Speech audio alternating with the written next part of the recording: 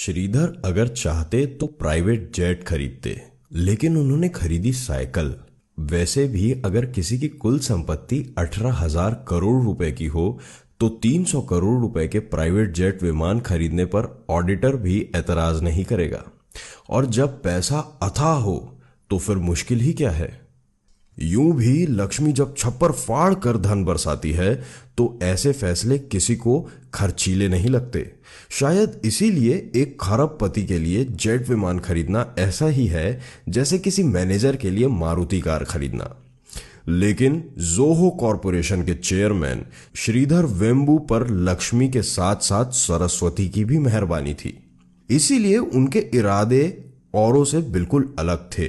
Private jet खरीदना तो दूर, उन्होंने अपनी कंपनी बोर्ड के निर्देशकों से कहा अब कैलिफोर्निया से जोहो कॉरपोरेशन का मुख्यालय कहीं और ले जाना चाहते हैं। श्रीधर के इस विचार से कंपनी के अधिकारी हतप्रभ थे, क्योंकि सॉफ्टवेयर इंडस्ट्री के लिए कैलिफोर्निया के बे एरिया से मुफीद जगह दुनिया में और कोई है ही नहीं। गूगल, एप्पल, फेसबुक, ट्विटर या सिस्को सब के सब इसी इलाके में रचे बसे फले फूले। पर श्रीधर तो और भी बड़ा अप्रत्याशित फैसला लेने जा रहे थे। वे कैलिफोर्निया से शिफ्ट होकर सिएटल या ह्यूस्टन नहीं जा रहे थे, वे अमेरिका से लगभग 13,000 किलोमीटर दूर चेन्नई वापस आना चाहते थे।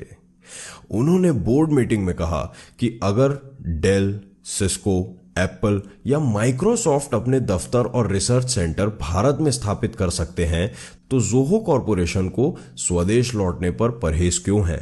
श्रीधर के तर्क और प्रश्नों के आगे बोर्ड में मौन छा गया। फैसला हो चुका था। आईआईटी मद्रास के इंजीनियर श्रीधर वापस मद्रास जाने का संकल्प ले चुके थे। उन्होंने कंपनी के नए मुख्यालय को तमिलनाडु के एक गांव जिला टेंगसी से स्थापित करने के लिए 4 एकड़ जमीन पहले से ही खरीद ली थी और ऐलान के मुताबिक अक्टूबर 2019 यानी ठीक 1 साल पहले श्रीधर ने टेंगसी जिले के मथला मपराई गांव में जोहो कॉरपोरेशन का ग्लोबल हेडक्वार्टर शुरू कर दिया। यही नहीं, $2.5 बिलियन के जोहो कॉरपोरेशन ने पिछले ही वर्ष सॉफ्टवेयर कारोबार में 3,410 करोड़ रुपए का रिकॉर्ड राजस्व प्राप्त करके टेक जगत में बहुतों को चौंका दिया था। स्वदेश क्यों लौटना चाहते थे श्रीधर अमेरिका की किसी एजेंसी या बैंक या स्टॉक एक्सचेंज के दबाव के कारण स्वदेश नहीं लौटे। उन पर प्रतिस्पर्धा का दबाव भी नहीं था। वे कोई नया व्यवसाय भी नहीं शुरू कर रहे थे। वे किसी नकारात्मक कारण से नहीं, एक सकारात्मक विचार लेकर वतन लौटे। उन्होंने कई वर्ष पहले संकल्प लिया था कि अगर जोहो ने बिजनेस में कामयाबी पाई तो वो प्रॉफिट का एक बड़ा हिस्सा स्वदेश में निवेश करेंगे। कंपनी के मुनाफे को वे गांव के बच्चों की आधुनिक शिक्षा पर भी खर्च करेंगे। इसी इरादे से उन्होंने सबसे पहले मथलाम पराई गांव में बच्चों के लिए निशुल्क आधुनिक स्कूल खोले।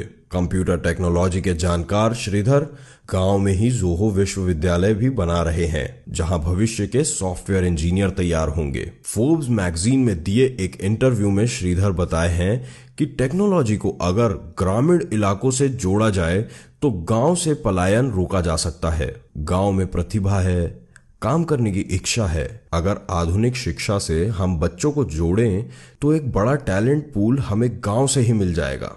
इसीलिए मैं भी बच्चों की क्लास में जाता हूं, उन्हें पढ़ाता भी हूं। मेरी कोशिश गांव को सैटेलाइट से जोड़ने की है। हम न सिर्फ दूरियां मिटा रहे हैं, न सिर्फ पिछड़ापन दूर कर रहे हैं, बल्कि इन शहर से बेहतर डिलीवरी गांव से देने जा रहे हैं। प्रोडक्ट चाहे सॉफ्टवेयर ही क्यों ना हो, श्रीधर बताते हैं। तस्वीरें जाहिर करती हैं कि श्रीधर बेहद सहज और सादगी पसंद इंसान हैं। वह लुंगी और बुशर्ट में ही अक्सर आपको दिखेंगे।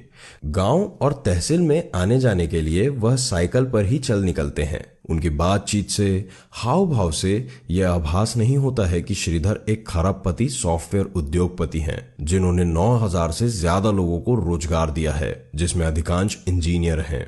उनकी कंपनी के ऑपरेशन अमेरिका से लेकर जापान और सिंगापुर तक फैले हैं, जहां 9,300 टेक कर्मियों को रोजगार मिला है। श्रीधर का कहना है कि आने वाले वर्षों में वे करीब 8,000 टेक रोजगार भारत के गांवों में उपलब्ध करवाएंगे और ग्लोबल सर्विस को देश के नॉन अर्बन इलाकों में शिफ्ट करेंगे। शिक्षा के साथ गांवों में आधुनिक अस्पताल, सीवर सिस्टम, पेयजल, सिंचाई, बाजार और स्किल सेंटर स्थापित कर रहे हैं। जननी जन्मभूमिश्च स्वर्गादपि गरीयसी।